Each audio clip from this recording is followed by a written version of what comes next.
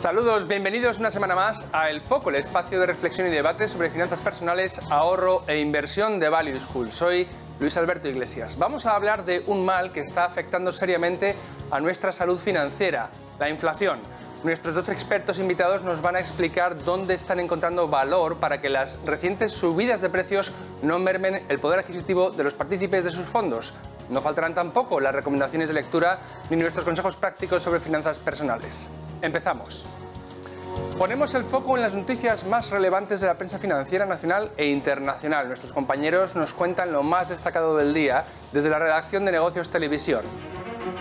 En negocios.com habla de que la Fed de Atlanta afirma que Powell podría subir los tipos 50 puntos. También de que el gobierno aprueba este martes la ley de vivienda que incluye el control de precios en zonas tensionadas.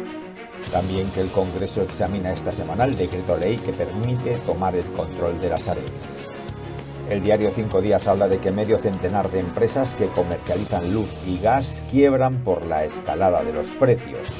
También en esta portada habla de que Mercalux prepara su salida a bolsa para abril por más de 2.000 millones. La portada de Expansión habla de que Air Europa necesita de forma urgente 200 millones para evitar la quiebra. El diario El Economista habla de que los carburantes bate sus máximos. Llenar el depósito vale 16 euros más. También habla de que España jugará un papel clave para suministrar gas a Europa. Y también en la sección de Economía habla de que Escrivá solo cubrirá el 20% del déficit del régimen de autónomos con la reforma. El diario Financial Times habla de que el fondo de riqueza más grande del mundo advierte que la inflación permanente afectará los rendimientos. Seguimos en el foco de Value School. Llevábamos años escuchando que la inflación iba a llegar, y vaya si ha llegado. La luz, la gasolina, los alimentos, prácticamente todo lo que podamos imaginar cuesta más ahora de lo que costaba hace 12 meses. Hacía muchos años que un frío dato como ese 6,5% anual del IPC no resultaba tan real y palpable como lo es hoy. Como decíamos, ha habido señales durante meses y esta situación no nos debería pillar por sorpresa. Una de las indicaciones más claras de lo que se avecinaba nos llegó a mediados del año pasado. A principios de julio, el Banco Central Europeo dejó claro que no iba a hacer mucho por remediar las subidas de precios. La autoridad monetaria aprobó un cambio en su objetivo de inflación y en lugar de estar por debajo del 2%, pasó a estar en torno al 2%. Esto no es un simple cambio de preposición, se trata de una puerta abierta a que se produzcan subidas de precios y Christine Lagarde pueda mirar para otro lado. A pesar de los recientes datos de inflación, no parece que vayamos a ver un golpe de timón en esta política. En su última reunión, el BCE insinuaba que quizás se acerque el momento de subir tipos, pero en ningún caso de retirar los enormes estímulos monetarios que la entidad lanzó a raíz de la pandemia. ¿Por qué, si controlar la inflación era el principal cometido de los bancos centrales, ahora se hace la vista gorda con los precios? Muy sencillo, el endeudamiento de los gobiernos está en niveles récord y cuanto mayor sea la inflación, menos valdrá esa deuda pública. Las ayudas gubernamentales para paliar los efectos del coronavirus se han financiado con deuda y los estados, a diferencia de todos nosotros, pueden crear nuevo dinero para pagar esa deuda. Lógicamente, si hay más dinero en la economía, ese dinero tiene menos valor y los precios aumentan. Y en esas estamos. Todos los días notamos dolorosamente que nuestro sueldo y nuestros ahorros valen menos. Aunque el panorama parezca desolador para los ciudadanos de a pie, tenemos un pequeño margen de actuación. Si invertimos nuestro patrimonio a largo plazo, lograremos contrarrestar en gran medida los efectos perniciosos de la inflación. Ahora bien, ¿en qué y cómo invertimos? Se trata de una decisión muy personal, pero en el foco os traemos siempre propuestas interesantes. Vamos a escuchar los puntos de vista de dos expertos que nos contarán qué hacen para proteger el capital de sus partícipes. Damos la bienvenida a Daniel Tello, director de inversiones de Azagala Capital, y a Juan Huerta de Soto, analista de renta variable de Cobas Asset Management. Daniel, Juan, bienvenidos, ¿cómo estáis? Muy bien, muchas gracias y muy honrado de estar una vez más aquí contigo, Luigi, y un honor estar también con Juan. Hola, ¿qué tal? Muchas gracias y lo mismo digo, un honor compartir con Daniel este espacio.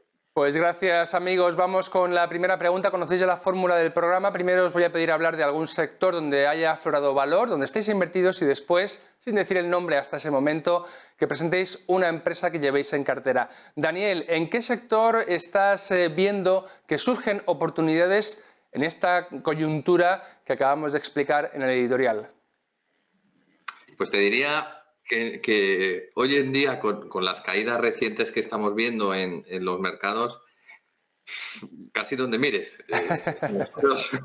Nosotros sabes que no somos de inversión sectorial, sino que analizamos empresas en detalle, y lo comentaba con Juan antes de entrar en directo, es decir, es que faltan manos. O sea, faltan manos, faltan horas, porque prácticamente las pequeñas compañías olvidadas, desatendidas, que no tienen analistas, están a valoraciones muy bajas. Y por poner el punto en un sector, como me preguntabas, el sector financiero. El sector financiero es un sector muy desatendido, muy olvidado, en algunos casos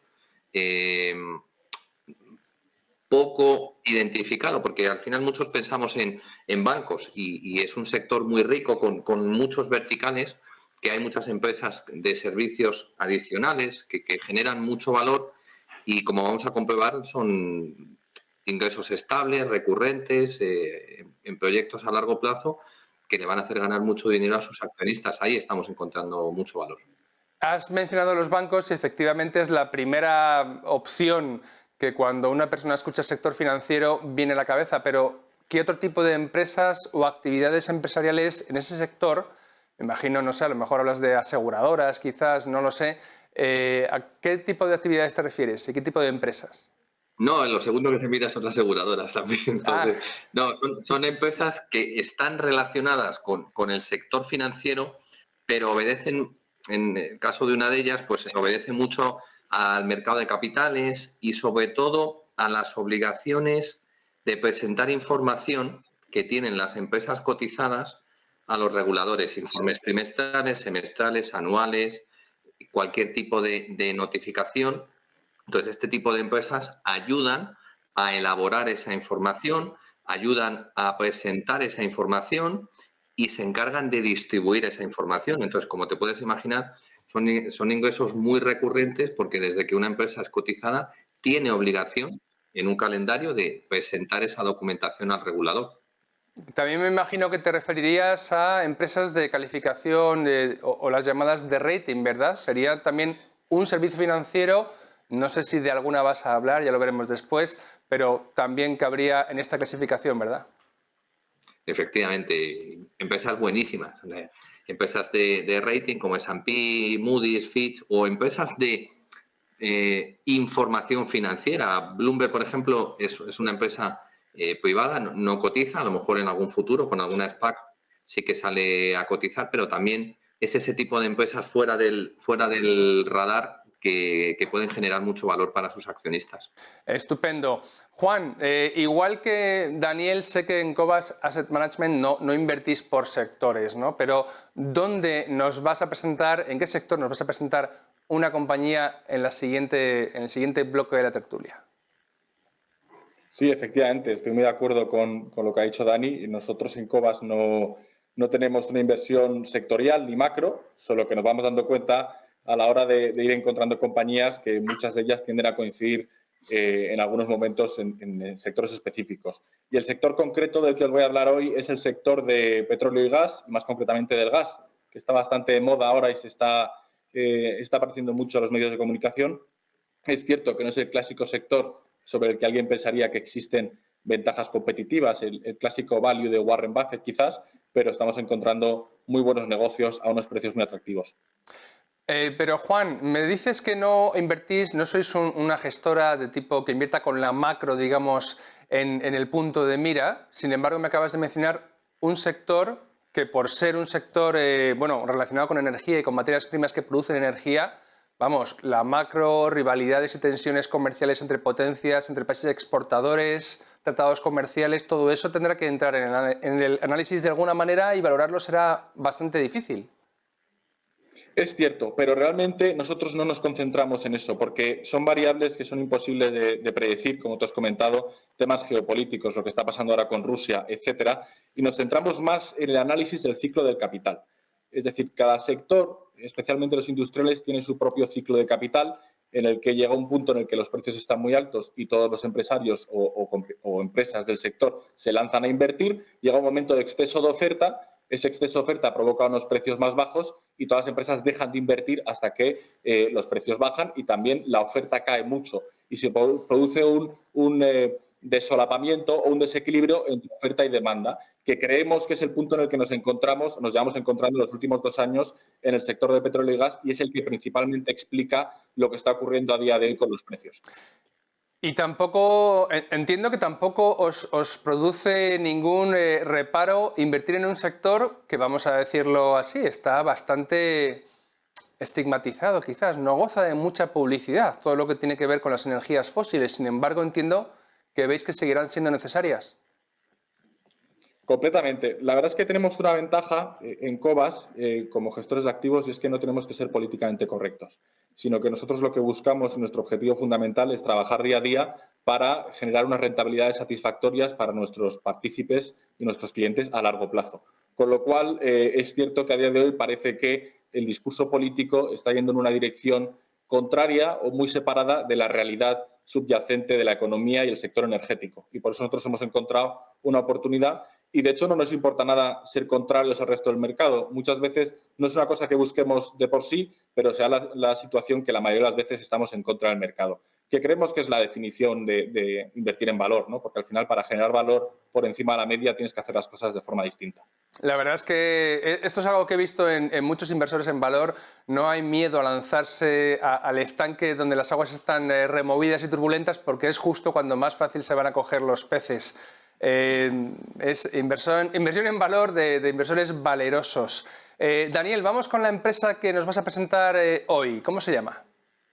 Donnelley Financial Solutions, una empresa que cotiza en Estados Unidos, en el Nasdaq, aproximadamente un billón de capitalización.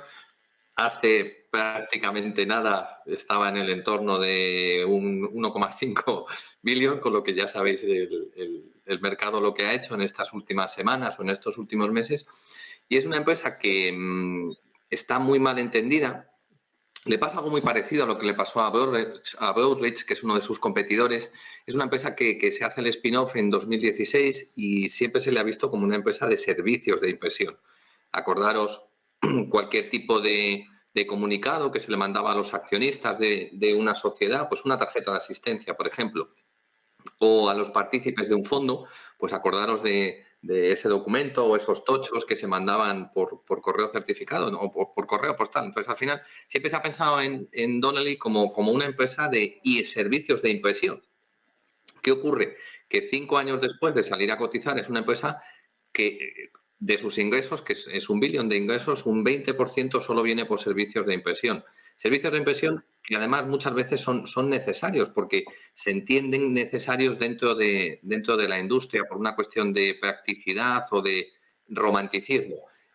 Juan se reirá cuando diga esto, pero recibir un PDF con los 800, 900 folios de un libro, de una OPV, pues es raro. Es decir, lo normal es que la gente vaya a las OPVs con su tocho. Bueno, pues eso al final deja muy buenos márgenes. Pero no voy a eso, o sea, voy a que el 60% de sus ingresos son recurrentes. Al final, como os decía, hay una serie de obligaciones de cumplimiento normativo, de información que tienen las empresas públicas para comunicar al regulador en Estados Unidos, a la SEC. Por tanto, ese ingreso está ahí. Y luego tiene una parte transaccional, que es lo que está mirando el mercado. Cuando hablo transaccional, es decir, está muy asociado a la actividad de los mercados, fusiones y adquisiciones o salidas a bolsa o incluso SPACs. Entonces, eso es lo que está viendo el mercado, que si hay realmente subida de tipos, como las va a haber, al final se restrinja un poco la actividad. Lo que no está viendo el mercado es que esta empresa no solo hace salidas a bolsa, sino que hace consolidaciones en las SPACs. Es decir, si caen las bolsas, caen los múltiplos, será más fácil que alrededor de las 600 SPACs que están buscando una empresa con la que fusionarse, tengan que hacer el prospectus, tengan que hacer la documentación de la adquisición y la fusión. Bueno, pues Donnelley es uno de los líderes en su nicho en las SPACs y no solo en las salidas a bolsa de las SPACs, sino en la consolidación. Donnelley captura muchísima cuota de mercado, con la peculiaridad que es 10 veces más rentable que con la salida a bolsa de la SPAC. Adicionalmente, tenemos problemas en los mercados y hay menos actividad en las salidas a bolsa, habrá quiebras, habrá reestructuraciones, habrá más emisiones de bonos, como estamos viendo que hay emisiones de bonos récord todas las semanas por anticiparse a las subidas. Ahí también capturaría esos ingresos. Lo que realmente estamos hablando de una empresa sin deuda, con caja, que dentro de poco posiblemente anuncie un programa de recompra récord, el doble que los años anteriores, cotizando a 7, 8 veces beneficios de una manera normalizada. Oye, Daniel, una aclaración nada más. Cuando utilizas el término SPAC, ¿qué significa? ¿Es un acrónimo? ¿Viene del inglés? Porque lo has utilizado varias veces junto con las salidas a bolsa. ¿Nos lo puedes explicar? Sí, es un acrónimo, significa Special Purpose Acquisition Vehicle y sale a cotizar una compañía a bolsa, pero sale a cotizar sin nada dentro, solo dinero. Entonces, todo el dinero que se recauda en la salida a bolsa se guarda en una cuenta, se bloquea en un trust y ese dinero solo se puede usar para buscar una empresa privada con la que fusionarse y de esa manera la empresa privada empezaría a cotizar a bolsa. Tiene sus cosas buenas y sus cosas malas. Entre las cosas buenas, pues que es un proceso más rápido y teóricamente más barato para que una empresa privada decida salir a bolsa. Muy bien. Cosas buenas. Si quieres te cuento muy rápido porque sí, por favor, la clave. Por favor. Sí, una cosa muy buena es que cualquier accionista de una SPAC, si una vez que se ha hecho la adquisición o la propuesta de fusión, a ti como accionista no te gusta el precio que se paga, los múltiplos o el tipo de compañía, tienes derecho a vender a la compañía las acciones al mismo precio al que se produjo la salida a cotizar. Ese es un derecho muy bueno. Y como cosas malas, bueno, pues en muchos casos todo lo que se lleva a la euforia, bueno, pues no muchas veces se entiende que determinados sponsors de las SPACs por aportar $25.000 tengan derecho al 20% de las acciones de la compañía fusionada. Entonces, es muy importante, si alguien mira una SPAC, que mire el equipo directivo, la alineación de intereses y qué está buscando ese equipo directivo, si forrarse o hacer una operación que tenga sentido para sus accionistas. Muchísimas gracias por la aclaración, Daniel, muy instructiva. Juan, vamos con la empresa que nos vas a presentar hoy dentro de un sector como el de la energía. La empresa de la que yo voy a hablar es Energean. Es una compañía que cotiza en Reino Unido, que tiene en torno a 2.300 millones de capitalización bursátil, y es una compañía de exploración y producción de petróleo y gas, fundamentalmente de gas. Es una compañía que tiene buenos activos, están ubicados principalmente en Israel, en Grecia, en Egipto y en Italia.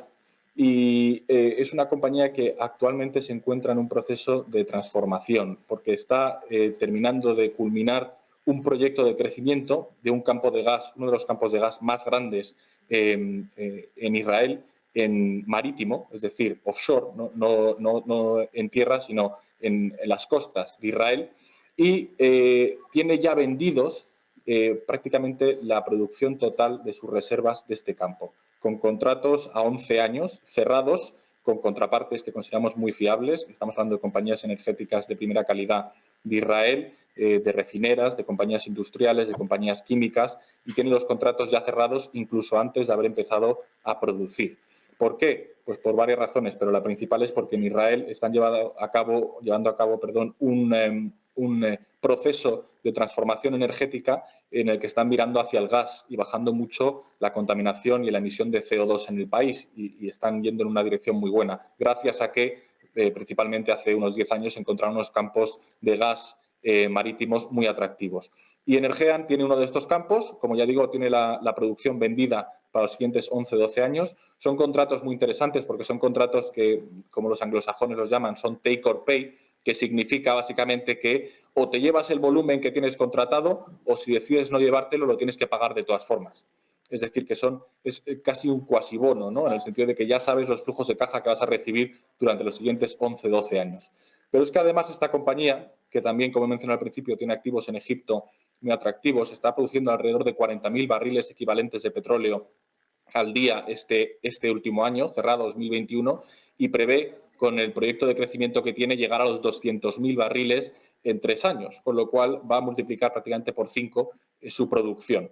Como ya digo, con contratos cerrados. Los fundadores de la compañía tienen una parte muy importante del accionariado todavía. El consejero delegado tiene un 11%, es el principal accionista y fundador de la compañía. Es un sujeto griego que tiene bastante buen nombre en la industria. Y además, otro elemento muy interesante es que tiene un perfil exploratorio o unas opciones de exploración aledañas al campo que ya tiene descubierto y que va a empezar a producir este verano, si todo va bien, porque lo tienen completado ya el 93%, con una posibilidad de duplicar sus reservas y duplicar su producción, en cuyo caso podríamos estar hablando de que tiene reservas y producción para los siguientes 20 o 30 años. Con lo cual, creemos que es una empresa muy buena, cotizando muy barato y con una proyección de crecimiento muy interesante, la verdad. Muy bien. Juan, ¿cómo disteis con ella? ¿Tendría quizá que ver con que llevarais también otras empresas de actividades similares en la cartera y hayáis ido investigando, desentrañando esa madeja y hayáis dado con Ergean? Sí, es correcto. Al final nosotros tenemos una exposición bastante relevante a materias primas y petróleo y gas, en torno al 17% de la cartera a día de hoy, lo cual, por cierto, hilando con lo que has comentado al principio, creemos, aunque no es una cosa que buscásemos específicamente, pero creemos que nos da una cobertura frente a la inflación que estamos viendo y que creemos que va a seguir en el medio plazo muy interesante, porque las compañías de materias primas tienen una cobertura natural y el precio del producto que venden tiende a cubrirse y moverse con la inflación de forma cuasi automática. Y a base de ver compañías y buscar compañías, pues efectivamente encontramos esta que tiene una exposición al gas muy buena y dentro del petróleo y gas quizás el que tiene una trayectoria más interesante es el gas, porque pensamos, luego igual podemos comentarlo, pero pensamos que es una fuente de energía que va a ser clave en la transición energética tan deseada que deseamos todos hacia las energías verdes, pero que va a llevar un tiempo. Daniel, tanto tú como Juan sois profesores, esto es que es evidente en la forma tan clara en que explicáis las compañías en las que estáis invertidos. Sé que los dos habéis propuesto no presentar una, sino dos. ¿Cuál es otra segunda compañía que llevas en cartera, Daniel, y de la que te gustaría hablarnos?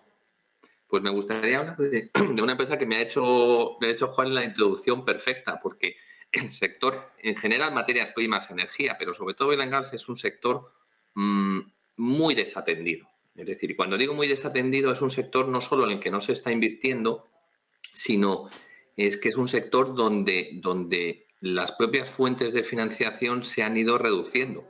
Hoy en día es muy raro encontrar una empresa que no tenga, que no necesita una línea de crédito pues para su circulante o para CAPEX, para lo que sea, ¿no? Entonces, precisamente en oil and gas es un sector donde los bancos tradicionales han ido recortando por una cuestión no de rentabilidad, sino por una cuestión de ESG o de modas o de miedo a lo que dirá la sociedad. Y yo estoy de acuerdo con Juan, es decir, somos inversores, nos debemos a nuestros partícipes y estamos para ganar dinero. Realmente tenemos conciencia social, pero realmente lo que hacemos es aprovechar oportunidades. Y una empresa que aprovecha este tipo de oportunidades, que también es del sector financiero y no del sector financiero tradicional, es Western Corp. Es un holding que cotiza en Canadá muy pequeño, unos 350 millones de dólares, y dentro tiene una gestora de fondos, que es un sector que todos conocemos bien, un sector con ingresos recurrentes. Y esa gestora de fondos, que se llama Arena Investors, es una gestora alternativa, es decir, de inversión alternativa, que hoy en día está muy de moda junto con el private equity.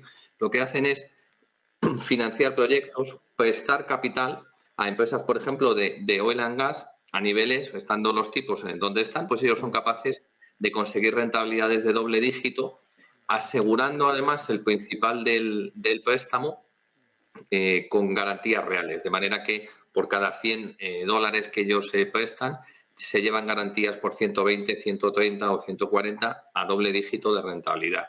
Es una empresa, Arena Investor, que tiene ya 3 billones en activos, y ahora me gustaría ver la cara de Juan cuando vea que teniendo una estructura de 2% de comisión de gestión y 20% de éxito, pues está en libros a 11 millones de dólares. Entonces, son cosas pequeñas, desconocidas, olvidadas. Es una empresa, como os decía, que capitaliza 300 millones, tiene esta gestora de fondos y una aseguradora. Este año va a ganar entre 30 a 40 millones, pero es que dentro de la gestora hay 150 millones de capital propietario del holding, con lo que realmente estamos hablando de una empresa que está a 3-4 veces beneficios, insiders comprando como locos, miembros del Consejo de Administración, directores generales de la gestora comprando hasta el 10% de las acciones en el último año. Han anunciado un programa de recompra para el 10% de las acciones, y dentro de la búsqueda que hacemos los inversores en valor de esas empresas que no hay mucha información, descubres que tiene un acuerdo el holding con la gestora de fondos, que parte de los dueños de la gestora de fondos, si quieren tener la propiedad, tienen que comprar el 20% de las acciones del holding, con lo que realmente en los próximos ejercicios vamos a ver una empresa que se negocia en 100.000 títulos con una presión compradora, 20% de compra del management, insiders comprando, 10% de recompra, y todo ello cotizando un 30-40% por debajo de su valor de liquidación. Suena fantástico que los espectadores entiendan que esto de las recompras, cuando un propietario decide recuperar parte de su propiedad en el negocio, por algo será. Ahí ve que hay mucho valor y que es un buen negocio hacerlo. Estupendo, claro, Daniel. Sí, es así, cuando gente trabaja, cuando trabajadores de una compañía compran de manera compulsiva acciones de esa compañía, no es una condición necesaria y suficiente que vas a ganar dinero, pero es un buen indicador que ellos, que son los que más saben del negocio de la compañía, consideran que está muy infravalorada y que se puede generar mucha rentabilidad efectiva. Desde luego, desde luego. Juan, vamos con la segunda empresa que tenías preparada hoy para nosotros. Bueno, yo solo decir que la verdad es que esta compañía de la cabra de Daniel es una maravilla, va a haber que mirarla. Y además es que es impresionante y muy bueno para los inversores en España y en todo el mundo que haya gente como Dani, la verdad, porque es que estas compañías que son muy difíciles de encontrar, es una maravilla que haya gestores que le dedican 12 horas al día y todo su tiempo a encontrar estas pequeñas gemas escondidas, y que muchas veces gestoras más grandes tienen dificultad en entrar en esas compañías porque por los activos que gestionan se tendrían que comprar prácticamente toda la compañía y no hay liquidez o volumen en el mercado para poder entrar, ¿no? O sea que aquí te echo un capote, Dani, pero la verdad es que enhorabuena por encontrar este tipo de cosas. Muy merecido. La segunda compañía de la que yo voy a hablar es Kosmos Energy. Es una compañía que tenemos prácticamente un 4,5% de la cartera. No sé si antes lo he mencionado, pero en Energía tenemos en torno al 1,5%. Cosmos lleva más tiempo con nosotros, porque aunque parezca que ahora está muy de moda el tema del petróleo y gas y que nosotros nos hemos metido en el último momento, no es la realidad. Nosotros llevamos 4 años analizándolo en mucha profundidad. Ya lo veníamos analizando históricamente, pues un sector en el que hemos estado presentes históricamente más o menos, y hemos estado ahí apretando como hemos podido hasta que ya ahora parece que se nos está dando la razón, pero hemos estado 4 años mirándolo y estudiándolo muy a fondo, ¿no? Y Kosmos Energía está en cartera con nosotros ya los últimos 4 años, 3-4 años. Es una compañía americana que cotiza o tiene una capitalización alrededor de 2.000 millones de dólares, produce 60.000 barriles de petróleo al día en el año 2021 y tiene unos activos muy interesantes en África, en Ghana y también en Guinea Ecuatorial y luego en el Golfo de México.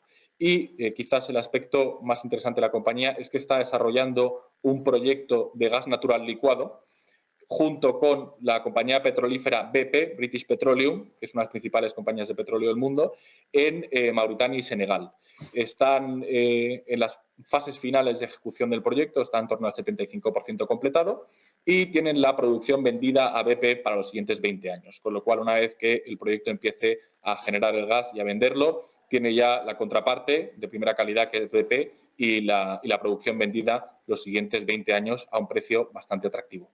Este proyecto va a entrar en el año 2023. Por el momento la ejecución no está sufriendo grandes retrasos, los típicos derivados del COVID, pero nada realmente grave, y el mercado no lo está valorando.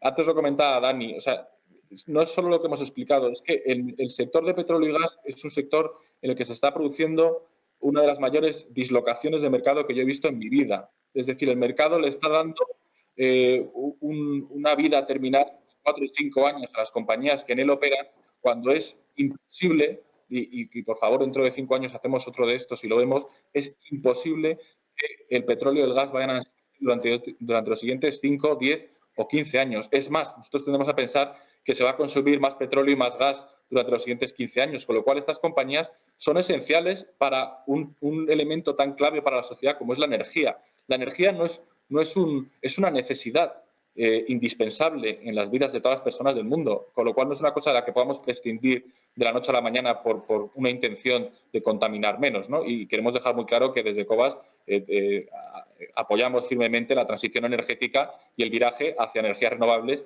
pero desde un punto de vista realista, ¿no? Y Cosmos Energy pensamos una compañía, al igual que Energian, con un buen equipo directivo, un balance saneado que es fundamental, las compañías cíclicas, sin vencimientos de deuda a corto plazo, porque la han refinanciado recientemente, con un buen equipo directivo, como ya he dicho, muy buenos activos y una estrategia y una proyección de crecimiento en su producción muy interesante. Muy bien, la verdad es que es un gusto escucharos y se aprende mucho con vosotros. Vamos a cerrar ya esta parte de tertulia, como siempre, recomendando a los espectadores recursos para aprender más. Daniel, yo recomiendo ya que vayan a ver el vídeo que hicimos contigo en Value School acerca de la inversión en este tipo de compañías pequeñas que se conocen como small caps o compañías de pequeña capitalización, ¿no? Una clase de hora y media con Daniel donde se aprende mucho cómo se encuentran y qué tipo de características las hacen atractivas. Pero además, quizá en concreto de las dos empresas que has mencionado hoy, que has explicado, cómo podemos aprender, conocer más datos e informaciones sobre ellas. Sí, pues mira, voy a aprovechar el vídeo que comentas cuando analizamos Necar. Eso. Que por cierto, daros las gracias a todos y a toda la audiencia, pues me sorprende, o sea, más de 10.000 descargas un vídeo, me parece maravilloso, o sea, muchas gracias. Y no es una cuestión, siempre cito libros, blogs, perfiles de Twitter, pero me gustaría que la gente que vea ese vídeo y sobre todo la gente que empiece a invertir, es decir, que no tiene ningún sentido tener una cartera de 30, 40 empresas, si eres un particular, es decir, tener una cartera de 5, 8, pero tienes que conocerlas muy bien. Entonces, determinadas cosas que yo cuento acerca de Necar no las vas a encontrar nunca jamás en un libro o en una presentación o la información que te da la empresa. Tienes que hacer tu propio trabajo de campo. Eso es remangarte, eso es empezar a buscar información por todo Internet, hablar con otros inversores, pero sobre todo hablar con gente que haya trabajado en el sector. Es decir, toda esa información dispersa está por muchos sitios, es necesario dedicarle cientos y cientos de horas de trabajo, pero a cambio te vas a convertir en una de las 5 o 10 personas que más sabe del mundo de esa compañía. Y eso es una ventaja competitiva muy importante. Sin duda, fenomenal. Juan, ¿qué tipo de recursos nos puedes...? Mira, yo te voy a hacer una petición ya, aparte de información sobre las empresas, si nos quieres referir a fuentes, acerca de lo que has mencionado en la última parte de tu intervención sobre el futuro de las energías fósiles y de que vayan a seguir siendo demandadas, necesarias para mantener la calidad de vida que tantos disfrutamos en el mundo y que tienen derecho otros también a disfrutar. Yo aquí voy a barrer un poco para casa, pero no por nada, sino porque sinceramente le hemos dedicado, le seguimos dedicando mucho tiempo y recomiendo que a los que nos estén viendo lean las 2 últimas cartas trimestrales que hemos publicado en Cobas, donde hemos entrado en mucho detalle en el sector energético, tanto petróleo como gas, la del segundo trimestre y la del tercer trimestre. Son gratuitas y entrando en la página web de Cobas se pueden descargar. Ahora, dentro de poco, vamos a publicar la de cierre de año, sobre la que vamos a hablar de la inflación y creemos que va a ser muy interesante. También recomiendo su lectura. Y luego, en general, recomiendo que se escuche a los gestores. En términos generales, ya solo no en el sector de petróleo y gas. Y esto aquí también es cierto que barro un poco para casa, pero yo siempre se lo digo a mis alumnos. Es muy difícil que un particular, un médico brillante, cualquier profesión a la que se dedique, consiga tener ese nivel de conocimiento del que está hablando Dani. Y no por una falta de inteligencia, porque la inversión al final no es un tema de inteligencia, es por una falta de tiempo y dedicación. Con lo cual yo recomiendo escuchar a personas como Dani y escuchar a otros magníficos gestores que tenemos en España internacionalmente y, si se convence uno, invertir con ellos, porque al final son personas que individualmente o en equipo dedican 12 horas al día, 365 días al año, y es muy difícil que un particular, cuando vuelva a su trabajo a las 7 de la tarde, consiga ponerse 5 o 6 horas a analizar compañías, ¿no? Y respecto a recursos, yo siempre recomiendo lecturas, leer y leer. Al final es lo que hacemos en Cobas. Estamos todo el día leyendo informes, libros también, que si queréis puedo recomendar un par que me parecen muy interesantes. Adelante. Relacionados con la energía. Bueno, pues por ejemplo, lo que estaba mencionando yo antes sobre los ciclos de capital de las industrias, el libro que creo que ha traducido Deusto junto con Value School de Retornos del Capital de Edward Chancellor es un básico para poder invertir en compañías cíclicas. Es más, yo aviso de que nadie invierte en compañías cíclicas sin haberse leído ese libro. Y luego otro que es muy interesante y muy bueno para conocer la historia de lo que ha pasado en el shale americano, que a todos nos sonará, en el petróleo y gas de esquisto, es The Frackers, que explica toda la historia de cómo ha surgido esto y que ha sido transformacional para el sector energético.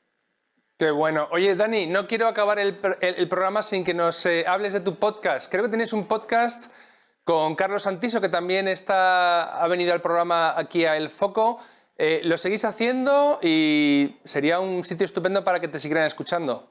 Sí, pues yo te lo agradezco mucho. Se llama Hablemos de Inversiones. Yo participé el año pasado y este año ya, si le quiero dedicar el 80% de mi tiempo al research, ya es imposible. Las clases en el IEB. Entonces, ha cogido mi lugar uno de los mejores inversores más desconocidos que hay en España, que es Clevix. Y la verdad es que yo recomiendo a todo el mundo que escuche Hablemos de Inversiones, un pedazo de podcast con muchísimos invitados y los que quedan por venir. Yo espero que Juan algún día se anime también, porque tenemos muchísima suerte en España de contar con gestores de primer nivel, como Juan, como la gente de Valentum, como la gente de Oros. Es que siguen José Ruiz de Alda, es decir, podía nombrar 100 Alejandro Estebanat, y tenemos la suerte que muchos de ellos son muy generosos con su tiempo, con su conocimiento y con la información. Entonces, desde aquí, pues darle las gracias a todos ellos. Pues muchos de ellos han pasado por aquí, por El Foco y por Value School, así que de verdad estamos muy honrados de que seáis parte de esta gran comunidad, que colaboráis para que todos los oyentes y espectadores cada día, con más educación financiera, tomen mejores decisiones de ahorro y de inversión. Daniel Tello y Juan Huerta de Soto, muchísimas gracias por vuestro tiempo. Como siempre, ha sido un placer. Un honor. Muchas gracias. Gracias. Nosotros seguimos en El Foco. Hola Luis, nos vemos una semana más, esta vez con un hábito que al dominarlo todos ganamos a largo plazo: aprender a reclamar. Es posible que en alguna ocasión te hayan cobrado 2 veces por el mismo producto o servicio, o que hayas tenido problemas con la factura de algún suministro. Quizás ha sido una mala práctica en algún viaje que has contratado. Esta habilidad la considero de suma importancia, por eso la incluí dentro del libro Tu llave a la libertad financiera como una excelente forma de ahorrar, ya que si has aprendido los mecanismos básicos para reclamar algo que consideras injusto, es que antes has puesto en práctica nuevos hábitos que te van a suponer ahorros notables en distintos ámbitos de tu vida. Entre ellos se encuentran el hábito de prestar atención a los pequeños detalles, como el hecho de que se ajusten al presupuesto, que la letra pequeña responda a lo que te habían prometido o que lo cobrado sea lo correcto. Disponer de pruebas escritas y de trazabilidad de todo lo realizado con una empresa. Y además vas a poder recuperar un dinero que en teoría te pertenece y que si no supieras reclamar o dejaras pasar la situación, nunca recuperarías. Para aprender a reclamar debes minimizar al máximo cualquier evento que pueda suponer una reclamación, ya que para una mejor salud financiera debes ahorrar tiempo, dinero y energía, y reclamar consume mucho tiempo y energía, y en ocasiones también dinero. Ya sea haber ganado un juicio por un dinero que te deben, o ser la persona propietaria de una idea que nutre un proyecto, el cual has registrado y cuya trazabilidad podrías usar ante un juez para reclamar su autoría, consume tu energía vital. Y eso, nunca lo olvides, es un coste de oportunidad que debes valorar. Por eso yo siempre intento registrar absolutamente todo y tengo trazabilidad de cada uno de los pasos. Reclamar es formalizar tu opinión por uno de los canales establecidos para tal fin. Las instituciones correspondientes se encargarán de analizar la falta que se haya producido. El momento de la reclamación es muy interesante desde el punto de vista de los clientes, ya que permite observar a la empresa y el mensaje que ésta ha dado a sus trabajadores durante la gestión de la misma. Encontrarás empresas que resolverán las incidencias y te compensarán además pidiéndote disculpas. Otras empresas intentarán engañarte directamente porque esa es su política. Otras pueden utilizar la competencia desleal y actuar sin moralidad alguna. Pero, ¿sabías que el riesgo reputacional de una gran marca es enorme? Su valoración en el mercado depende de hasta en un 25% de su reputación. Por eso tratan de cuidar tanto su imagen y la partida en marketing es una de las más grandes de la empresa. Vive el problema como un aprendizaje, ya que cuando vuelva a pasar una vez más tendrás que tomar decisiones. Tendrás que decidir y sopesar si te compensa seguir siendo su cliente, pensar cómo y dónde plasmar tu experiencia para que otros la vean y la propia empresa pueda tomar medidas si es que quieres compartir tu experiencia, deshacer otros contratos que tengas formalizados con ellos para que tomen conciencia o vincularte más con la empresa por su excelente trato frente a una incidencia bien resuelta. Como consumidor, puedes reclamar siempre que tengas una incidencia con un producto, servicio o empleado de una empresa. Los pasos genéricos para hacerlo son los siguientes. Habla con la empresa y plantéales lo ocurrido. Registra cualquier comunicación que lleves a cabo. Si puedes, comunícate por correo electrónico o fax. En el caso de llamada telefónica, apunta a la persona con la que hablas el día y la hora exactos en los que se mantiene la conversación y el contenido de la misma. Apunta también cualquier referencia que la empresa te proporcione para poder acudir posteriormente sin necesidad de contar una y otra vez lo ocurrido. Tras el planteamiento, tu caso será analizado y te darán o no una solución. Si la vía amistosa no ha funcionado, el siguiente paso será reclamar. La forma que utilices para hacer la reclamación es muy importante. Dedícale tiempo para que la redacción sea correcta y se describan con claridad todos los hechos. De esta manera, la empresa dispondrá de la información necesaria para gestionarla. Una buena práctica, si tú no sabes, es que un experto la redacte por ti. Por ejemplo, puede darse el caso de que un seguro de hogar incluya un servicio de asistencia jurídica y así podrás aprovechar este servicio para que te redacten la reclamación sin gastar dinero. En caso de que no tengas conocidos que sepan hacerlo o un servicio contratado y no quieras gastar dinero en un profesional, puedes buscar por internet modelos de reclamación similares a tu caso y redactarlo a partir de ese modelo. El hecho de que la empresa reciba una reclamación redactada con lenguaje legal influye también en la decisión que ésta tomará. Además, en el caso de querer continuar con la reclamación, es importante que el registro que haya de la misma deje constancia de tu interés en la resolución y una buena redacción cuidando la forma y el contenido denota interés por tu parte. Todas las empresas están obligadas a disponer de hoja de reclamaciones. Si se niegan a proporcionarla por el motivo que sea, puedes pedir la asistencia de la Policía Municipal para que se levante acta. Hay alternativas a esta solución, ya que determinadas empresas disponen de servicio de atención al cliente. Investiga qué organismo debe recibir la reclamación, ya que existen entidades propias que se encargan de gestionar las quejas de los consumidores. También hay quien gestiona reclamaciones relacionadas con los medicamentos, con la asistencia sanitaria, con la alimentación y la higiene, con la reparación de vehículos o con los espectáculos, entre otros. El primer paso, en caso de que la vía amistosa no haya tenido el resultado esperado, es dirigirse a la propia empresa a través del defensor del cliente, si se trata de una entidad bancaria, el defensor del asegurado, si es compañía de seguros, o el departamento de atención al cliente de la compañía. Si el canal de reclamación interna de la propia compañía tampoco ha funcionado, a continuación comparto contigo algunos organismos a los que dirigirte en caso de reclamar. Si transcurrido el tiempo estipulado no has obtenido respuesta, puedes dirigir tu reclamación al Banco de España o a la Comisión Nacional del Mercado de Valores en el caso de una entidad bancaria o que la reclamación esté relacionada con inversiones. Te debes dirigir al Servicio de Reclamaciones de la Dirección General de Seguros y Fondos de Pensiones en el caso de los seguros. Elevarla a la Oficina de Atención al Usuario de Telecomunicaciones en el caso de telefonía o Internet. En el caso de compañías eléctricas, a la Dirección General de Industria. Si la incidencia es con una aerolínea, acude a la Agencia Estatal de Seguridad Aérea. Si reclamas por un servicio de transporte en taxi, tren o autobús, dirígete a la Consejería de Transporte y posteriormente a la Junta Arbitral de Transporte correspondiente. La vía judicial en cualquier caso es lo último. Espero que esta sección sirva tanto a clientes como a instituciones para evitar malas prácticas y crear relaciones más saludables basadas en sólidos valores internos y la colaboración. Todos nos podemos equivocar, pero también saber pedir perdón. Hasta la próxima y un fuerte abrazo.